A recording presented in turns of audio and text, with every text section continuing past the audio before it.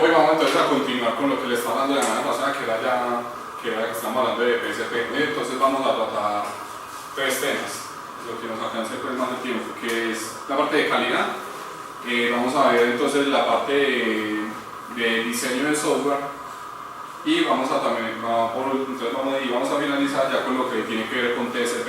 Recuerden que el TSP es como el equipo, como configurar bien el equipo de desarrollo. ¿Listo? Bueno, entonces, si ustedes recordarán, yo la vez pasada les hablaba mucho de que la calidad, que los ingenieros tenemos que estar muy pendientes de la calidad del producto, ¿cierto? Entonces recordemos entonces que la calidad es en PSP simplemente mide qué tanta cantidad de efectos tiene mi software, ¿cierto? Simplemente es como una proporcionalidad directa, o sea, entre menos defectos tenga mi producto, pues de una mayor calidad, va a ser, pero pues eso no es lo único que se debe tener en cuenta en los parámetros de calidad. Algo que se debe tener en cuenta es que obviamente el producto tiene que tener la funcionalidad que el cliente me está pidiendo. Aquí a mí que me sirve tener un muy buen software, pero si eso no fue lo que el cliente me pidió, entonces no me sirve para nada, ¿cierto? Y tiene que tener también en cuenta pues unos aspectos muy importantes. Tienen que tener pues rendimiento, o sea que todas las funciones corran pues de una manera óptima.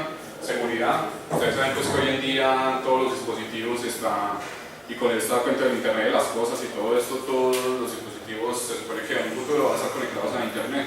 Entonces este aspecto de la seguridad es muy importante, hay que proteger la información que vamos a guardar.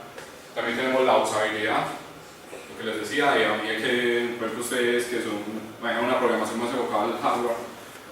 Lo que yo les decía, a mí que me sirve tener un dispositivo con 10.000 botones que haga de todo, pero pues eso solo lo va a saber manejar ustedes, ¿cierto? Entonces tenemos que también hacer desarrollos que sean fáciles, que puedan ser fáciles de manejar.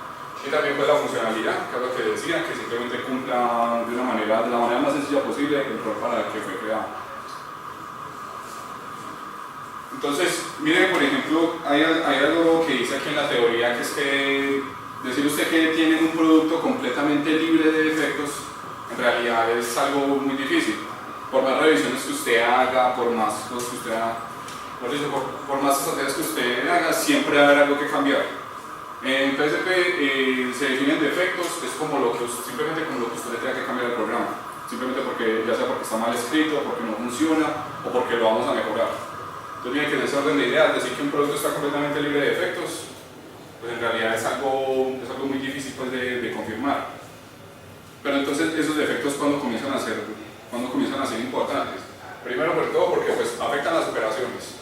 O sea, con esto nos referimos es, por ejemplo, si yo estoy con un programa y a todas me sale me pide en Windows una pantalla azul o detiene completamente mi trabajo, entonces eso es un error muy importante que hay que corregir. Cuando cuestan dinero y tiempo, recuerde que el tiempo de un ingeniero de software cuesta, a un ingeniero cobra por el tiempo que le tome desarrollar algo.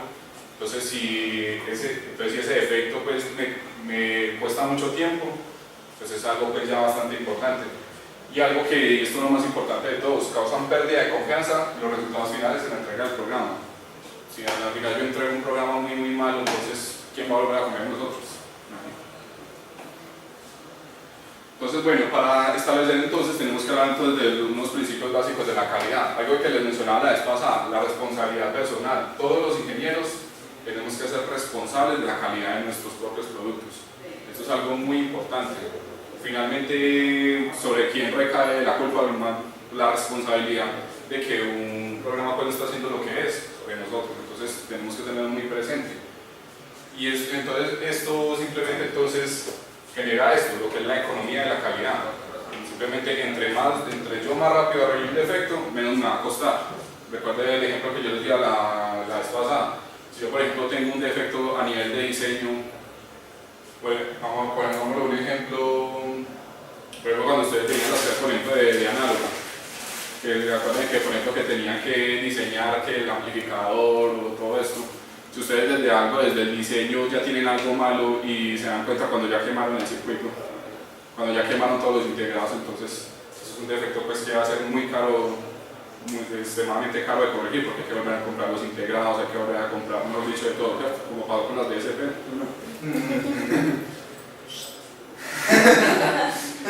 Listo, entonces simplemente es esto, que entre más rápido nos demos cuenta de un error, más rápido, más barato va a ser corregirlo. Otra que tenemos que tener es, por ejemplo, que la calidad del producto. Algo tan sencillo como esto es que simplemente un producto de calidad que te satisface todos los requerimientos del cliente, ¿cierto? Si el cliente está contento con lo que nosotros hicimos, con el producto que nosotros desarrollamos, simplemente que esto es un producto de calidad. Mire que muchas veces ni siquiera el cliente puede darse cuenta, por ejemplo, de unos errores mínimos o algo así, ¿cierto? Simplemente ya estamos generando pues, un producto que va a satisfacer las necesidades del cliente. Y en últimas, ¿qué tenemos que tener para poder generar todo esto? Ya tenemos que tener un proceso de buena calidad. Con esto de calidad del proceso, ¿qué nos referimos? Simplemente que tenemos un proceso que también satisface las necesidades del usuario. En este caso, ¿quiénes son los usuarios? Nosotros, ¿sí o no? Sencillamente porque nosotros somos los que vamos a utilizar el proceso de desarrollo. Entonces, si tenemos un proceso de muy buena calidad, pues vamos a tener productos de muy buena calidad. Entonces los defectos, como yo le decía ahora, que los defectos es todo aquello que nosotros necesitemos cambiar en un programa, sea porque está mal escrito, porque no funciona, porque lo vamos a mejorar, cualquier cosa, ¿cierto? Entonces cuando nosotros encontremos los defectos, lo que tenemos que hacer primero que todo entonces es removerlos, ¿cierto? Corregirlos inmediatamente, nos demos cuenta, determinar, estas dos son muy importantes, que una es determinar sus causas y aprender a prevenirlos. Recordemos entonces que nosotros nos serviría mucho más bien aprender a prevenir los defectos. Por ejemplo, con el ejemplo que yo les daba de si nosotros sabemos que siempre nos olvida el punto y coma o algo así, entonces tenerlo por ahí anotar un checklist para que no se nos vuelva a olvidar, ¿cierto? Esto se encasilla en estos dos últimos ítems. Entonces, y algo que tienen que tener muy en cuenta es que ustedes no deben subestimar cualquier error. O sea, un error, por pequeñito que sea, eso se puede volver una gran bola de nieve y llega un momento en que ese error va a ser muy caro de arreglar o nos puede ocasionar pues, un daño importante en lo que es nuestro desarrollo. Entonces, para remover defectos, o sea, PSP no es que ofrezca una fórmula mágica para ustedes decir, no, porque esto, ya no tengo un programa con cero defectos. Simplemente, como yo les decía, esto se trata de un proceso de aprendizaje, hacer varias iteraciones, recuerden que esto recolecta muchos datos históricos. Y pues con eso entonces es que nosotros tenemos que hacer nuestras respectivas mejoras. Entonces mire que una buena manera entonces de remover los defectos es primero entonces, identificar las causas del defecto, de lo que ya hablamos, identificar la actualización del defecto, o sea en qué parte de mi código está ese defecto, entonces decidir cómo corregirlo, hacer la corrección y verificar que todo lo que arreglo, todo el arreglo pues resuelve ese defecto. Esto pues es muy importante. Porque muchas veces, porque cuando nosotros aplicamos una corrección, deberíamos volver a revisar. Lo que en muchas ocasiones ocurre es que al tratar de corregir un defecto, de pronto entonces provocamos otros 10. Y eso puede llegar a pasar.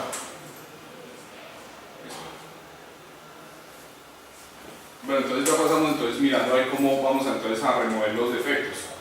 Entonces hay que tener en cuenta que es que en la fase de pruebas, que se supone que es cuando yo ya tenga mi producto completamente listo, se ha demostrado que si esperamos hasta ese momento para remover defectos, vamos a encontrar una muy pequeña cantidad de los que verdaderamente hay, ¿cierto? Entonces la idea es que yo en la fase de pruebas, yo llegue con la menor cantidad de defectos posible, ¿cierto? Este debe ser como el horizonte que todos nos debemos trazar. En pruebas el producto debe estar, mejor dicho, casi que perfecto. Para que más bien la persona que esté haciendo toda la parte de testing simplemente se encargue como de mirar ya como pequeñas cositas, ¿cierto? Como unos detalles que se puedan mejorar, pues que no sean como muy dramáticos. Y ya, por ejemplo, que el ingeniero ya se encargue entonces de que entonces como de ya resolver los problemas más grandes. Por ejemplo, si mi desarrollo ya tiene pues un defecto, por ejemplo, que me para completamente el trabajo, entonces se supone que ese debería de ser el primer defecto que yo debería corregir. Miren, entonces, y también sucede algo, y es que si yo me dedico en la fase de pruebas a corregir todos los defectos del programa, entonces entonces es muy probable que en esas correcciones salgan todavía muchísimo más defectos, como yo les decía. Estamos trabajando sobre un producto casi que terminado, ya no lo podemos modularizar como hacíamos antes. Entonces sí, entonces en últimas lo más importante es que se supone que como aquí pues por ejemplo el trabajo aquí puede ser muy repartido. Por ejemplo una persona puede encargarse, no sé, de un módulo de entrada-salida, otro de un módulo de procesamiento, cosas así. Lo ideal es que cada uno antes de integrar todo ese proyecto, cada uno pues se encargue de que la parte que le tocó quede muy bien hecha. En últimas quiere decir eso. Bueno, entonces, si recordarán la clase pasada, yo les hablaba mucho de unas métricas de calidad, ¿cierto? Resulta que PSP, con PSP nosotros podemos calcular pues unos indicadores que nos pueden mostrar de una manera muy global en términos de calidad cómo está nuestro producto. Me permite un momentito.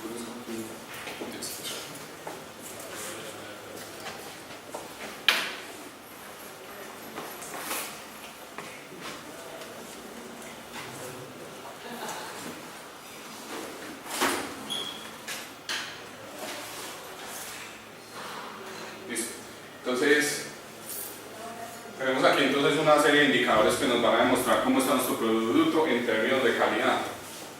Y son varios que simplemente se calculan teniendo en cuenta parámetros como por ejemplo el tiempo que me demora en cada fase, el número de efectos encontrados por fase, también por ejemplo el tamaño del producto. O sea, con esto definitivamente entonces podemos tener pues como un horizonte y mirar entonces de verdad cómo estamos en términos de calidad.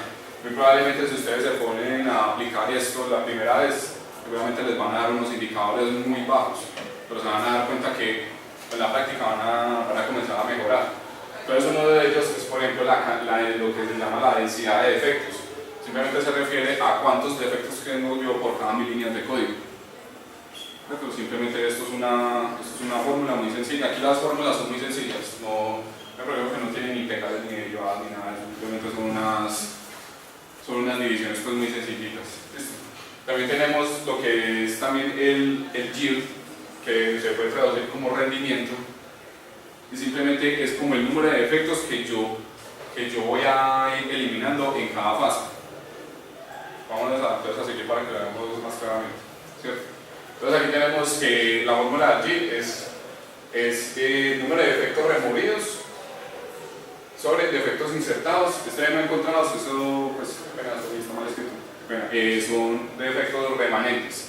Entonces los voy a explicar. Estos defectos remanentes se refiere más que todo es por decir si yo encuentro un defecto, por ejemplo, en una fase anterior y en esa fase no fui capaz de resolverlo. Entonces obviamente todo ese defecto no lo puedo descartar, tengo que seguirlo contando a ver hasta que sea capaz de resolverlo, ¿cierto? Entonces algo que es muy importante es que el yield, la idea es que yo el yield lo pueda calcular cuando yo termine la fase en la que estoy, o sea, cuando termine, por decir que estoy en la fase de codificación y también hago una revisión de la codificación. Cuando yo termine esa revisión de la codificación yo puedo venir a aplicar esta fórmula, ¿cierto? Entonces esto es muy importante, o sea, la idea es que por decir cuando ustedes hagan las revisiones comiencen entonces a notar por ahí cuántos defectos están encontrando y de esa manera entonces podemos tener un indicador que nos va a servir mucho. Entonces miren que esta es la parte que yo les decía. Miren que por ejemplo que aquí tenemos un diagrama que ustedes pueden armar en que está discriminando las distintas fases del proyecto. Tenemos planeación, diseño detallado, revisión del diseño, codificación, revisión, compilación, pruebas, postmortem y pues ya los totales de tiempo, de efectos, ¿cierto? Entonces simplemente ¿qué tenemos acá? Por ejemplo decimos que en el diseño detallado encontramos 30 defectos, ¿cierto? Y en la revisión del diseño corregimos 21, ¿cierto? Entonces quiere decir que el yield en esta fase va a ser de ¿qué? Del 70%. ¿Cierto? Removí el 70% de los defectos, pero ¿cuántos me quedaron faltando? 9, ¿cierto? Entonces estos 9 ya hay que tenerlos en cuenta para la siguiente iteración, por ejemplo para calcular esto. Si ahí tenemos alguna duda, ¿no? Claro. Bueno, podemos volver a meter. Bueno, algo que se me olvidaba mencionar es que hay otro indicador que se llama el yield del proceso. Ese yield hace simplemente lo que hace es una relación.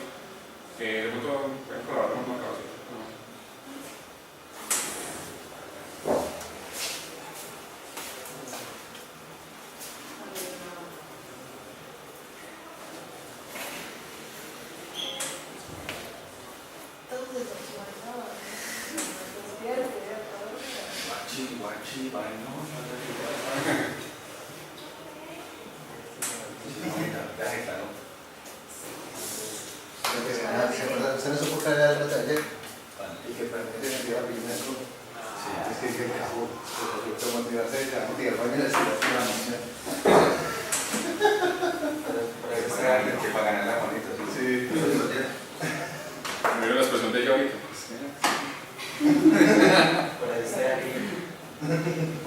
Bueno, entonces el otro indicador que yo les decía es lo que conoce como el yield del proceso. Eso simplemente lo que hace es una relación entre lo que es el número de defectos, eliminados antes de compilación y pruebas, que le llama, aquí se le llama unit test, pruebas unitarias, y hace una relación sobre el número también de defectos, pero después de compilación y pruebas.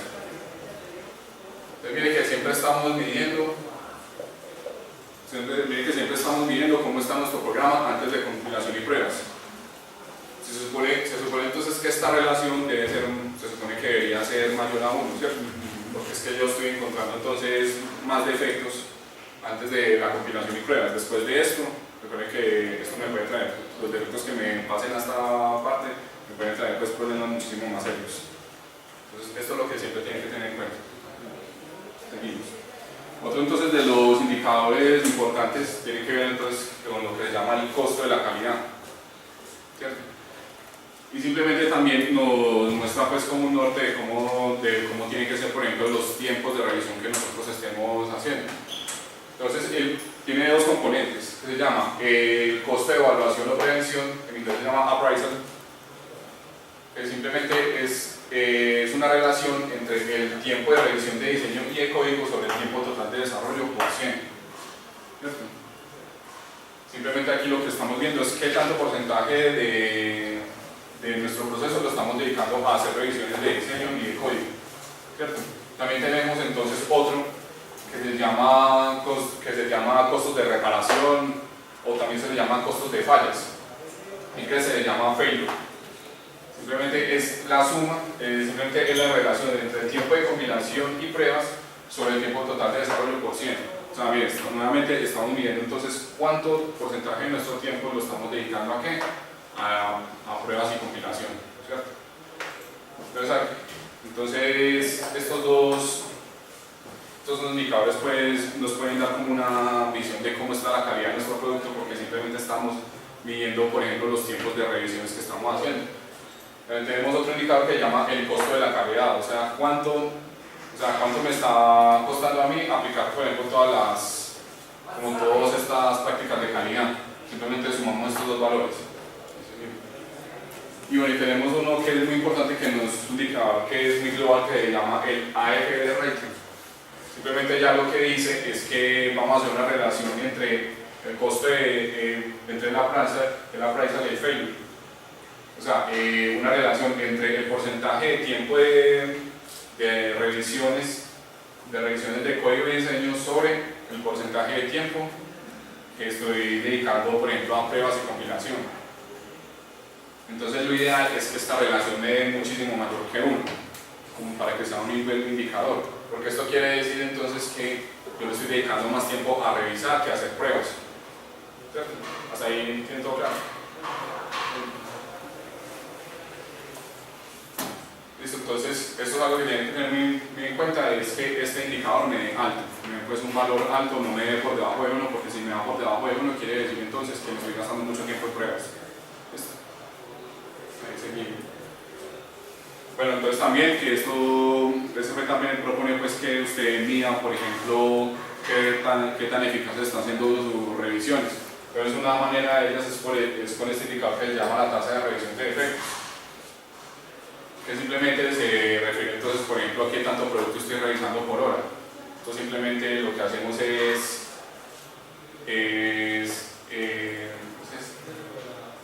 dividir el tamaño de mi programa sobre el tiempo de la fase, ¿cierto? Por 60. Pues aquí lo multiplicamos por 60 porque todos estamos normalizados pues, a horas. Entonces hay que multiplicarlo todo por 60. Y también pues una tasa de, también propone que miramos a ver cómo es la tasa de eliminación de defectos, que simplemente pues son los defectos por la fase por 60 sobre el tiempo de la fase, ¿cierto? Simplemente es como para indicar, para mirar entonces qué tan rápido y qué tan eficaces son nuestras revisiones.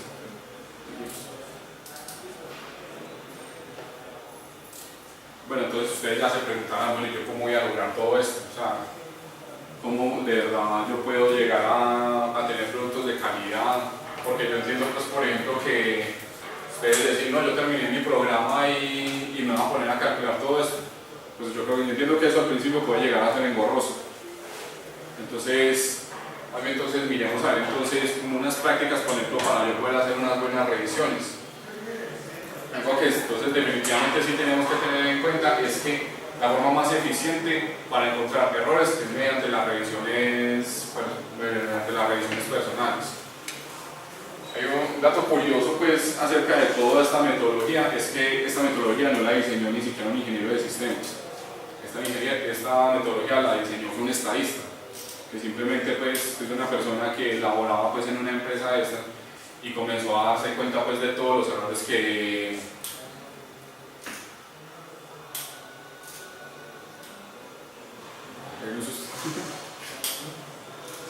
sacando no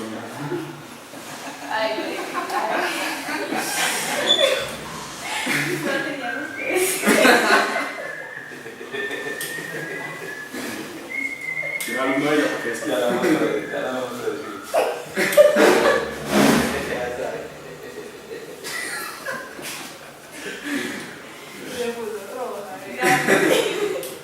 Pero como le quita el suelo. Sí, ya. Listo, entonces como les decía, entonces una forma muy eficiente, entonces simplemente siempre van a hacer las revisiones personales para que siempre lo tengan en cuenta. Entonces la idea simplemente es por encontrar la mayor cantidad de defectos que sea posible.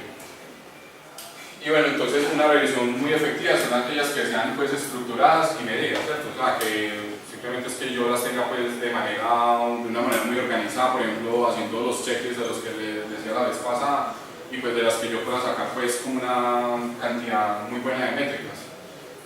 Pues yo vuelvo a lo mismo, o sea, de pronto sacar métricas puede ser muy engorroso, pero pues es algo que esta nos va a dar como una medida muy global. Algo pues que nos puede dar una medida muy global de cómo está nuestro producto. Entonces bueno, como les decía, bueno, aquí se puede hacer casi exactamente lo mismo, que pues el ingeniero tiene que encontrar pues, la mayor cantidad de efectos que sea posible. Esas revisiones las pueden aplicar entonces a lo que son diseño, fases de diseño y de código. Recuerden, por ejemplo, ustedes que son electrónicos que pues, muchas veces a punta de cálculos o algo tienen que hacer muchos diseños de circuitos, por ejemplo, pues que en términos de corriente, así, entonces esto sería más como la parte de diseño que se aplica a ustedes. Entonces, recuerden que este diseño, aunque uno vea pues que listo, si le dio pues todos los parámetros y todo esto, no está por demás que le peguemos una revisada, que de pronto podemos encontrar un error o una forma mejor de hacerlo. ¿Cierto?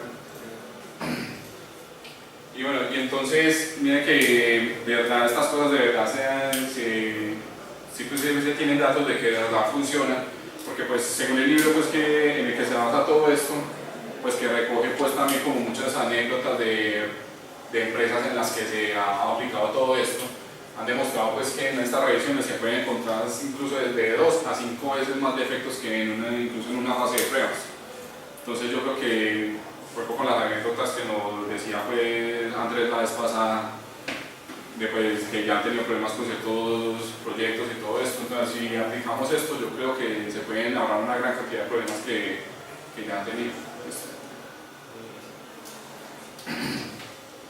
Entonces, aquí entonces mire que volvemos a lo mismo, o sea, si yo tengo pues un procedimiento de revisión muy bien estructurado y tengo pues un proceso pues que, como un paso a paso de poder hacer esa revisión, entonces esta revisión va a ser muy buena. Insisto mucho en lo que son las listas de chequeo. De pronto para usted pues que no estuvo la vez pasada, a listas de chequeo se refiere más que todo que yo tenga por ejemplo como una lista de efectos más comunes que yo tengo y los vaya pues por ejemplo chequeando cada vez que voy a revisar el código, ¿cierto? Puede ser cosas así, o sea, igual eso es muy personal, porque como yo les decía a ellos, todos nos equivocamos de una manera muy diferente, ¿sí o no? Entonces, por ejemplo, a usted puede que se le olvide el punto y coma, pero a otra persona no, ¿sí o no? A esa persona puede, por ejemplo, puede que frecuentemente se le olvide, por ejemplo, cerrar los ciclos, pero por ejemplo, usted no, ¿cierto? Declarar variables, Declarar variables, eso a veces, a mí también me pasa mucho eso, como me he utilizado una variable y me olvida que no la había declarado y que, ¿sí o no? Entonces, nada, con esos checklists de verdad que las revisiones pueden llegar a ser muy buenas.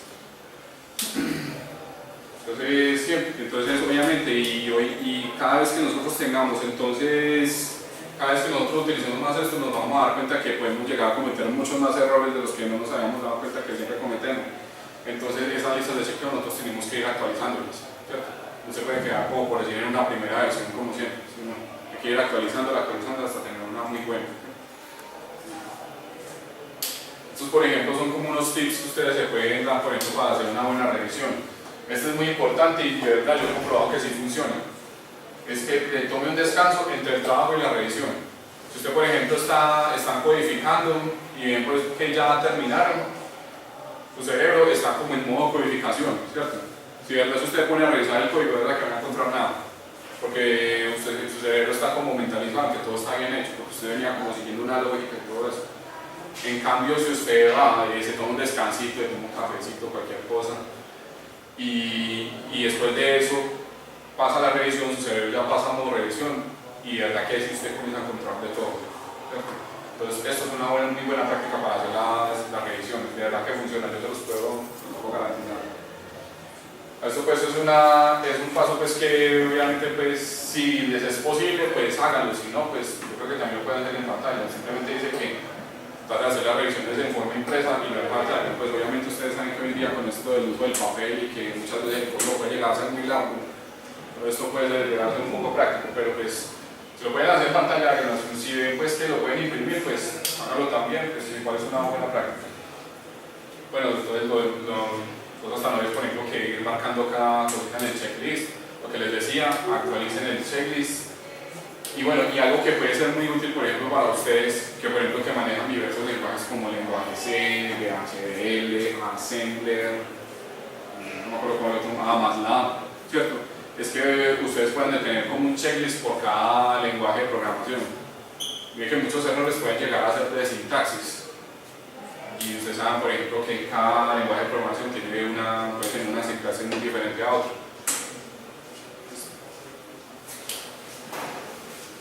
Entonces recuerden entonces que nosotros las revisiones también las debemos aplicar tanto a codificación como de diseño. Simplemente es lo mismo, revisen muy bien los diseños, algo que decir, cuando ustedes vayan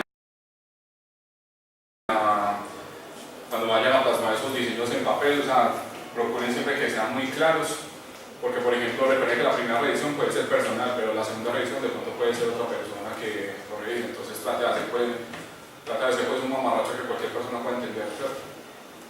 Es algo pues muy importante, y más por ejemplo ustedes que revisen el examen y todo, yo me imagino que han encontrado unas cosas que no. Exactamente. Entonces, bueno, una parte muy importante acá es que siempre comprueben la lógica de lo que están haciendo. Por ejemplo, con lo que me decía Carlos la vez pasada que están haciendo con los estudiantes de programación, uno es que le están como incentivando más como esa parte de la lógica, ¿cierto? Entonces, algo que siempre que les pueden decir también es simplemente es que revisen siempre la lógica, ¿cierto? Muchas veces puede estar pensando en otra cosa y les está programando algo de una manera muy engorrosa. O sea, recuerde que hay muchas formas de resolver un problema. Eso es como un ejemplo que nosotros hacemos mucho en la oficina, es que yo para ir de aquí al centro, pues hay muchas formas. O sea, yo puedo irme por aquí a la 30 de agosto o tengo una forma mejor, que es por ejemplo irme primero a Bosquebrada, luego pasar por el viaducto y luego devolverme y luego llegar al centro, ¿me entiendes? Entonces, dependiendo de mi esté haciendo de una peor forma que la otra, ¿cierto? Entonces aquí nos podemos dar cuenta de eso. ¿Listo? Bueno, entonces esto ya tiene que ver entonces con la revisión de código, pues esto ya lo hemos dicho muchas veces. Bueno, entonces miren, por eso ustedes lo preguntan cómo podía hacer una lista de chequeo. Miren, por ejemplo, que aquí tenemos un ejemplo, ¿cierto? Simplemente entonces aquí tenemos como una categoría, por decir como una categoría de efectos, entonces cómo puede llegar a, por ejemplo aquí tiene una categoría que es inicialización, otros llamadas, nombramientos, ¿cierto? Entonces miren que aquí dice, entonces que nombramiento de variables para una clase, entonces miren que aquí simplemente damos chequeando, ¿cierto? Entonces así podría ser una muy buena lista de chequeo. Bueno, aquí entonces ya pasamos a lo que son las inspecciones. Ya las inspecciones ya simplemente ya tienen que ver más con un trabajo en equipo, ¿cierto? Recuerden entonces que las revisiones, antes que nada, son personales, pero como nosotros estamos siempre en un equipo de desarrollo, nosotros podemos pasar entonces a simplemente entonces ya pasarle pues por ejemplo lo que nosotros hemos hecho a por ejemplo un equipo de testing, algo así, para que ellos puedan encontrar errores. Pero pues lo más importante es que el primer filtro por el que debe pasar el programa debe ser el mío, ¿cierto? Luego si pasa por esto. Bueno, esta parte que ya les decía, pues simplemente es prevenir defectos. Definitivamente entonces la mejor forma es simplemente con los checklists, ¿cierto? De verdad, entonces con los checklists simplemente ustedes ya se concientizan de esos errores y van entonces a llegar un momento en que ya los van a prevenir, ya está llegando un momento en que ya no los van a volver a cometer. Y ya están tan conscientes de eso que ya se van a poder salir con eso. Bueno, entonces, y otra manera pues muy importante entonces de nosotros llegar a prevenir defectos es simplemente entonces también es como también tener unos buenos procesos para eso. Y algo que es muy importante es que siempre tratemos de hacer la documentación. Miren que muchas veces en programación nosotros la documentación a veces la llegamos a hacer mucho comentando mucho el código, ¿cierto? Yo, pues lo que propone esto es que la documentación de hecho vaya un poquito más allá, no solamente pues documentar el código, sino que no sé, ustedes también puedan sacar, no sé, como un manual de desarrollo o algo así, ¿sí me entienden? Como para que pues esto sea más formal y que de verdad cuando otra persona tome el código pues sea para esa persona mucho más fácil de ver.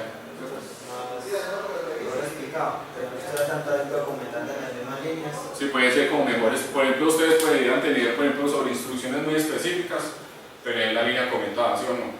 Pero por decir, si ustedes quieren, por ejemplo, explicar, por ejemplo, en términos generales, por ejemplo, qué hace una función, qué hace un módulo, qué hace una clase, un método, lo que sea. ¿Cierto?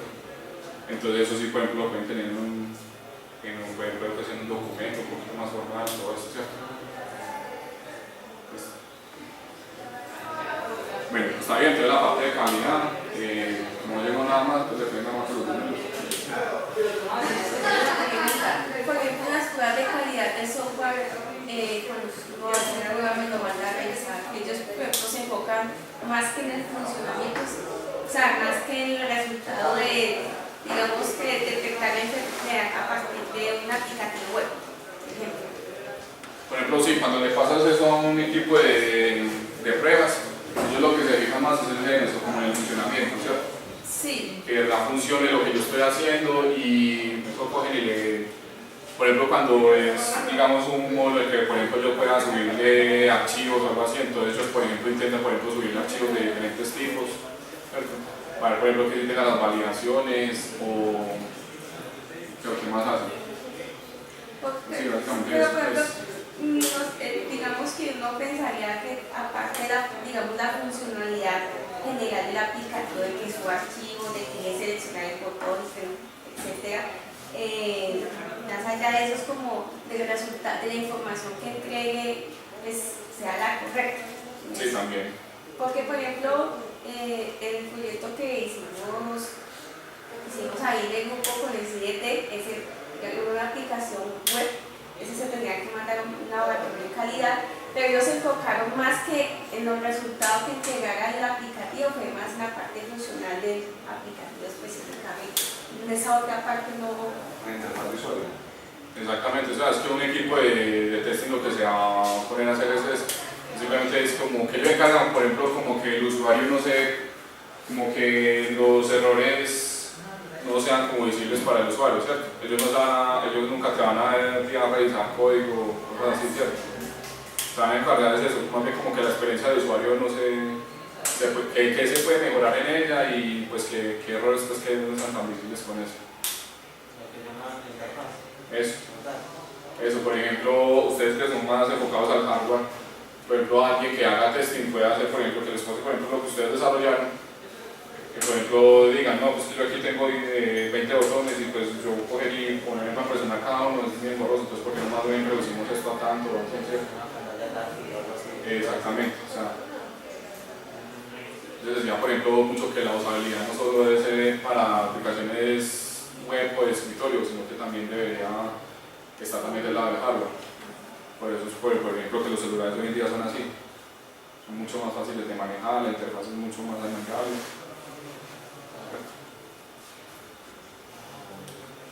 Entonces yo creo que pasamos a la otra. Ya, lo que le digo.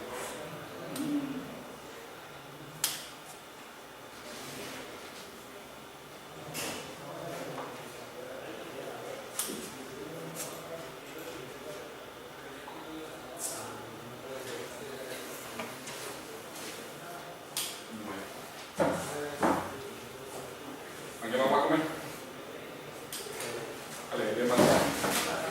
¿Se va a comer?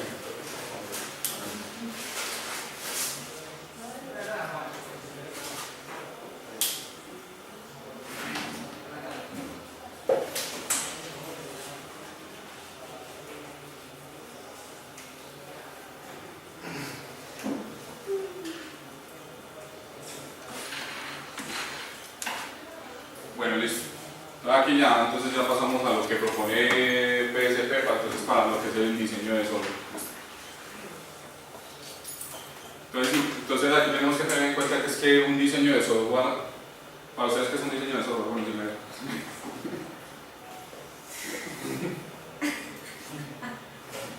¿Qué sería un diseño de software?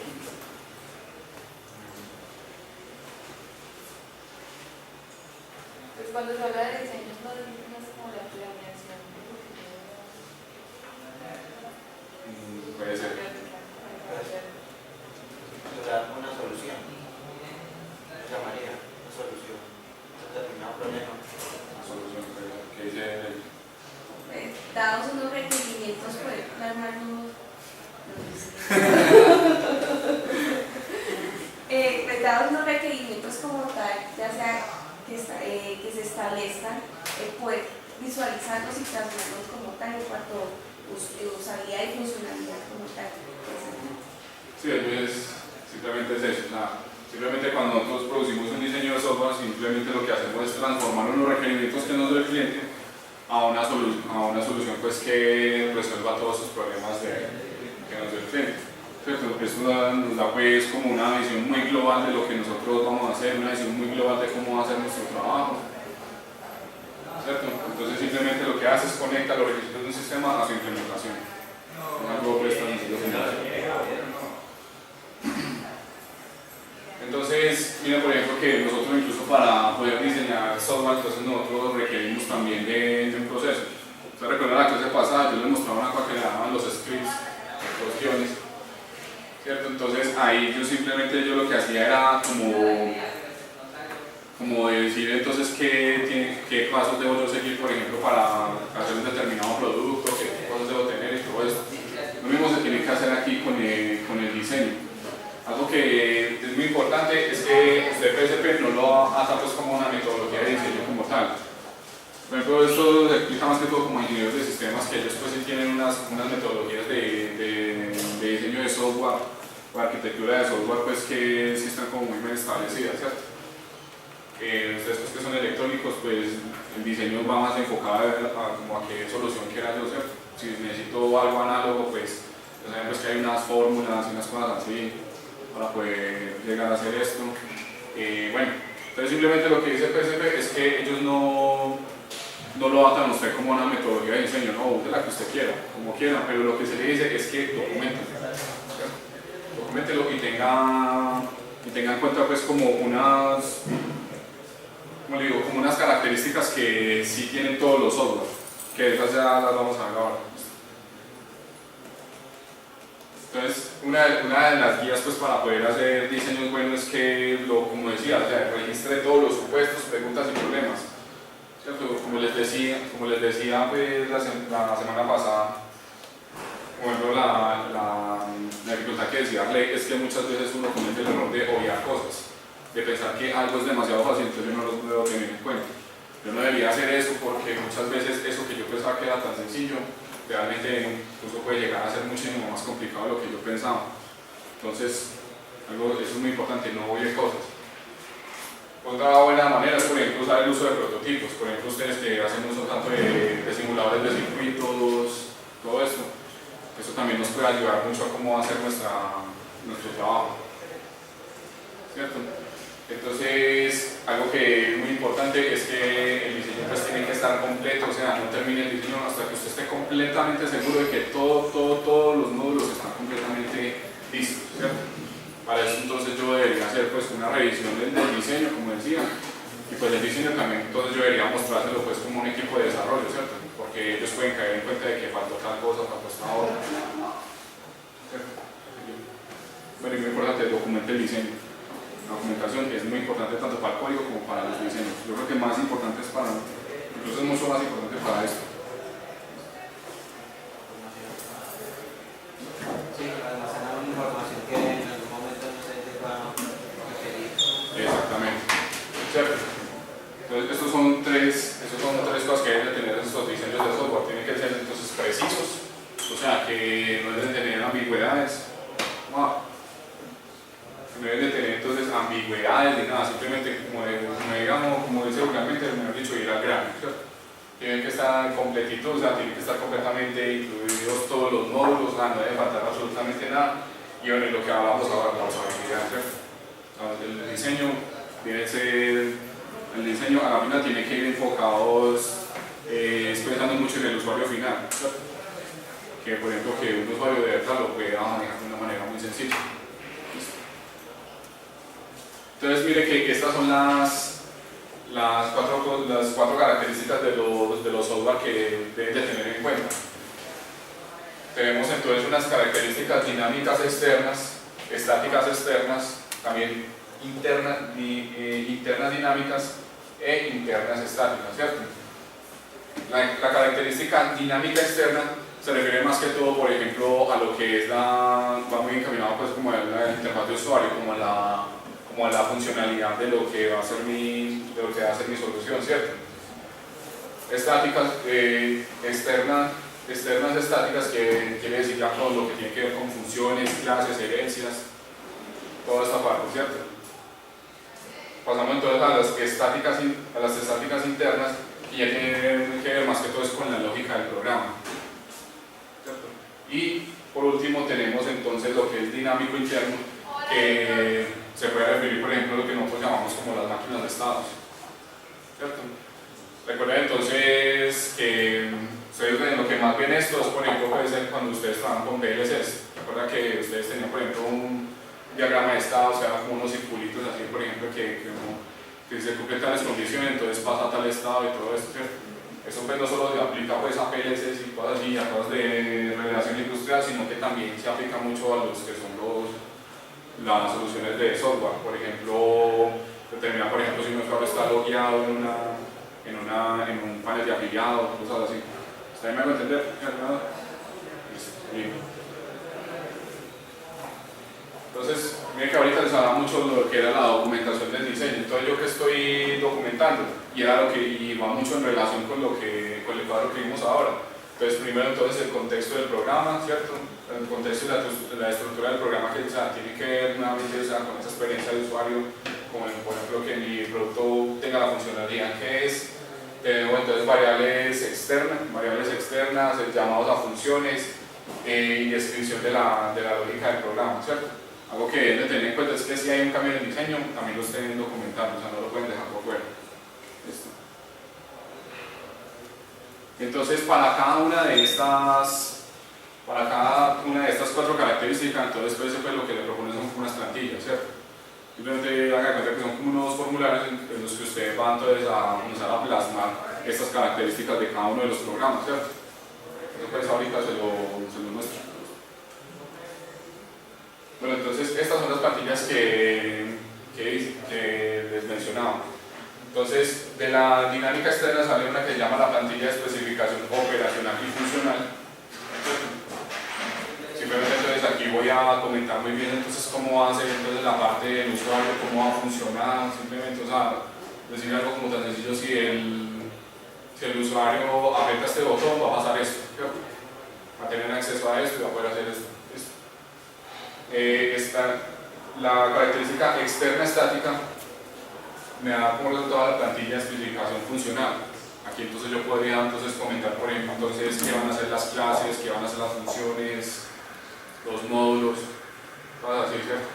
También está lo que es la estática interna, que se refiere, que ya como resultado de la plantilla de especificación lógica, que lo que esto plantea es que usted trate como de escribir como una especie de pseudocódigo, de lo que va a ser una solución suya, ¿cierto?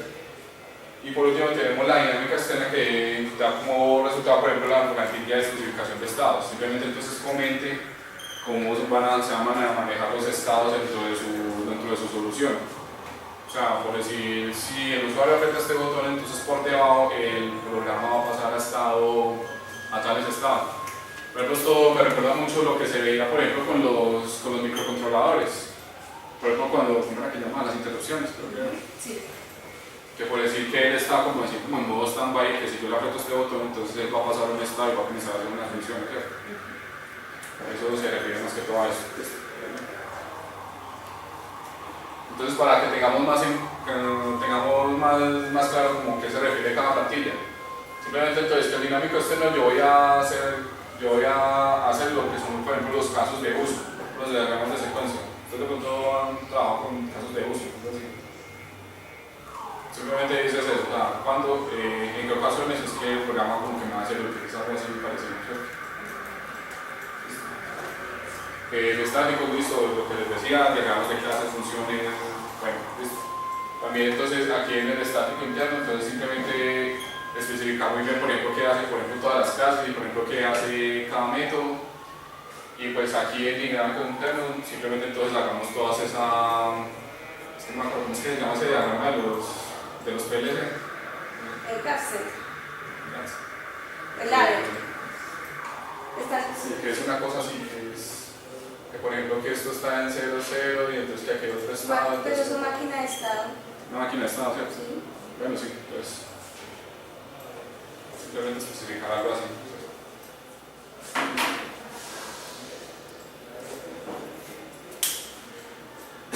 Entonces, bueno, aquí entonces deberíamos también planear como unas buenas medidas, por ejemplo, para hacer una muy buena verificación del diseño.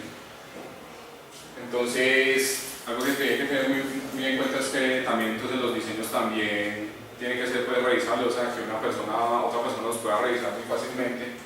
Y lo que propone aquí verificar básicamente es simplemente entonces estos 4 métodos que dice que uno es verificación con tablas de ejecución y verificación 3 table.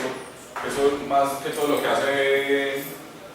hace referencia es que simplemente usted haga como lo que se llama como las pruebas de escritorio, ¿cierto? Que verdad, o sea, la prueba de escritorio de verdad que puede ser muy útil, por ejemplo, para usted evaluar muy bien lo que es la lógica de su programa, verificar que con lo que usted esté haciendo, si está haciendo la función que usted diga.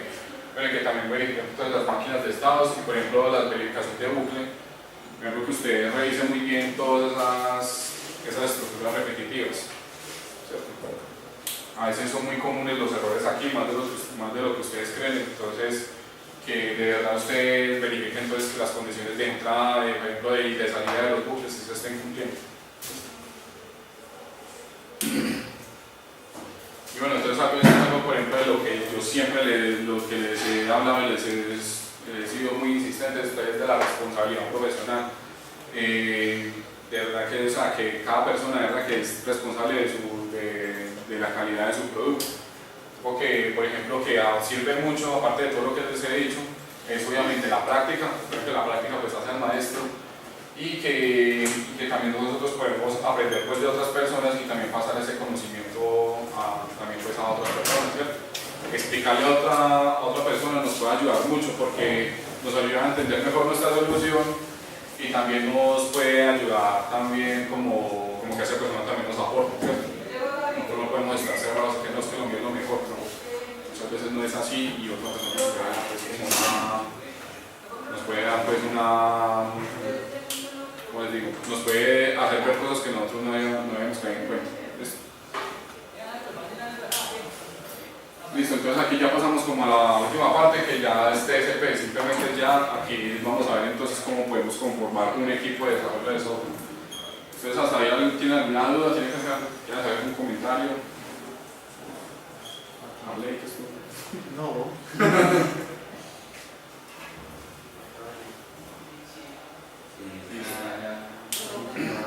Listo, entonces ya viendo entonces ya la parte de TSP, que está ya en la parte final de la charla, que ya es cómo vamos a coordinar pues como por ejemplo todos lo que es el equipo de desarrollo de software, ¿cierto?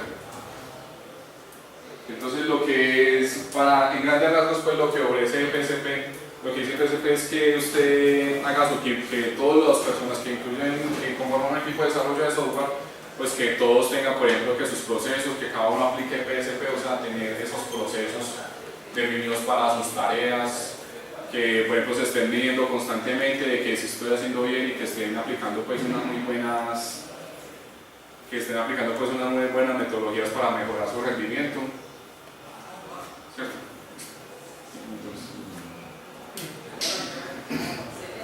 Entonces miren que esto es lo que entonces propone.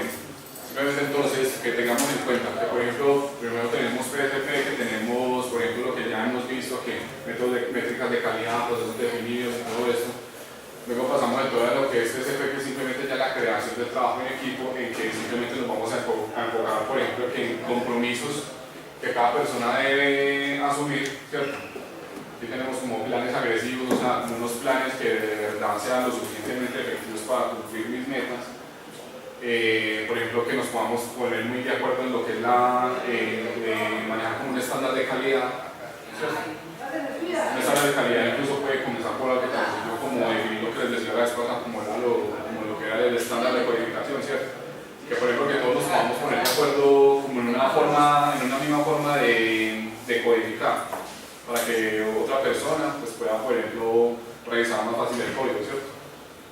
Por ejemplo, que tengamos muy en cuenta los objetivos del proyecto, tengamos, por ejemplo, que son muy bien, tengamos, por ejemplo, unos planes muy buenos, tenemos también unos planes, por ejemplo, detallados, definir los roles y saber muy bien cuáles son los recursos con los que cuenta el equipo. Recuerden que con recursos me refiero a personas, computadoras, hardware, por dicho, es todo lo que yo tenga disponible para trabajar. Y pues simplemente, en últimas, ¿qué es lo que busca mejorar esto? Simplemente entonces que la calidad, ¿cierto? La calidad de nuestro producto es lo más importante.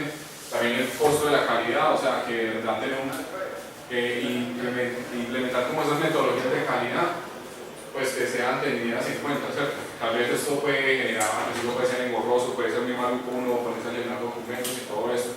Pero si ustedes se ponen de acuerdo como en una metodología de calidad, verán que puede comenzar a ver los resultados, ¿cierto? Seguir muy bien los procesos definidos, algo tan sencillo como esto. Por ejemplo, en la empresa donde yo laboro, cada fase, por ejemplo, que puede ser maquetación o puede ser integración o todo eso, tiene como su propio checklist, ¿cierto? O sea, cada vez que usted termine algo, tiene que entregarle pues, a la otra persona que usted revisó todas esas cosas, ¿cierto? Entonces miren que esto puede ser algo muy útil, porque si yo tengo ese checklist, uno puede caer en cuenta de que, por ejemplo, le faltaron cosas. Entonces, ustedes por ejemplo que trabajan en un equipo de investigación, esto de verdad que puede ser muy importante. Y más por ejemplo cuando ustedes están trabajando para algún cliente o algo así, ¿cierto? También entonces que enfocarse muy bien en lo que son las revisiones y también por ejemplo que se trate de que haya muy buena comunicación dentro del equipo. O sea, si usted se equivocó en algo, yo creo que lo peor que usted puede hacer es quedarse callado, ¿cierto? Lo mejor es que diga, ¿cierto? Y ya pues uno ya... La idea no es como juzgar a la otra persona, simplemente es como ayudarlo pues, a salir. Porque esto es un equipo y entonces si si uno hace las cosas bien, entonces todo el equipo va a ganar. ¿Listo? Entonces simplemente los objetivos de DSP son muy sencillos, simplemente generar un marco basado en PSP, o sea, que todas las metodologías pues, estén basadas en esto. Desarrollar productos en varios ciclos, nosotros nos referimos pues, a que ustedes puedan modularizar bien un proyecto. Modularizar bien un proyecto y entonces también aplicar todas estas metodologías. Por ejemplo, establecer estándares para medir la calidad del comportamiento.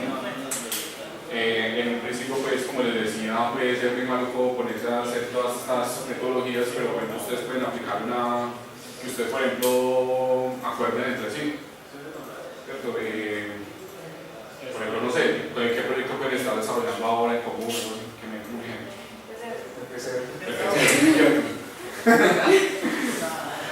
Entonces, establecer, por ejemplo, la calidad. Entonces, por ejemplo, que Arley se va a cargar entonces del pastico.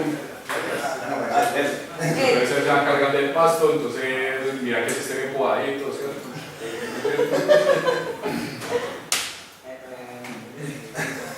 Me puedo dar Lina, Leti se puede cargar, por ejemplo, de traer el burro de San José, ¿sí o no?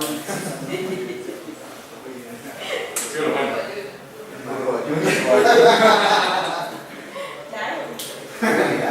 El niño ve. Listo, entonces, bueno, simplemente es esto, que se pongan de acuerdo como unos estándares de calidad, ¿cierto? Entonces también de esto, pues la idea es que ustedes puedan sacar, por ejemplo, métricas en algo tan sencillo como esto, por ejemplo, que si estemos sacando el producto a tiempo, que si estemos cumpliendo con los, por ejemplo, con los tiempos con el que los comprometimos al cliente, algo tan sencillo como eso. Y ahora, por ejemplo, los roles. O sea, a veces puede un rol una persona que tenga un rol en un equipo, ese rol se puede mejorar o incluso muchas veces se puede modificar para que haga mejor su trabajo. Y también, como les decía, simplemente tener una guía, por ejemplo, para solucionar los problemas en equipo. ¿Cierto? Como les decía, es que si una persona se equivocó y que esa persona pues lo diga a tiempo, pues se supone que todos somos un equipo y deberíamos poder ayudarlo a que solucione el problema. En últimas, ¿qué es lo que vamos a tener con esto? Es maximizar la calidad del software y minimizar los costos. Recuerden que si tenemos un producto muy bueno la primera vez, entonces nos vamos a ahorrar, por ejemplo, que costos de volver a hacer el producto, o sea, nos vamos a ahorrar muchísimas cosas.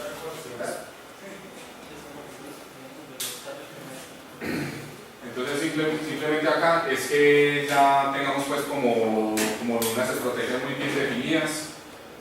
Y que, por ejemplo, tengamos muy bien definidos, pues, por ejemplo, que siempre sigamos un proceso. O sea, si nosotros nos pusimos de acuerdo en un checklist para la calidad, o sea, que más siempre lo sigamos, ¿cierto? Eso también se basa mucho, por ejemplo, como en la disciplina que yo le ponga al trabajo que yo voy a hacer. Entonces, esto puede ser, por ejemplo, una muy buena manera entonces, de que ustedes puedan definir su trabajo, ¿cierto? Entonces, uno puede ser, por ejemplo, que establecer los productos y los objetivos de la empresa. Por ejemplo, no sé, ustedes como grupo de investigación, que me puedan dar un ejemplo, por ejemplo, qué productos pueden estar enfocados, cuál puede ser su objetivo como grupo de investigación. ¿Han pensado? Digo, sí, no, pues tenemos referidos, pues, pero digamos que estamos en la reforma. Pero por el momento, los objetivos del grupo es impactar lo que es la educación y la industria. Está enfocado más en la industria. La industria de educación, las dos. Y en ese orden de ideas, por ejemplo, como que, ¿qué productos podrían ofrecer ustedes para productos, por ejemplo.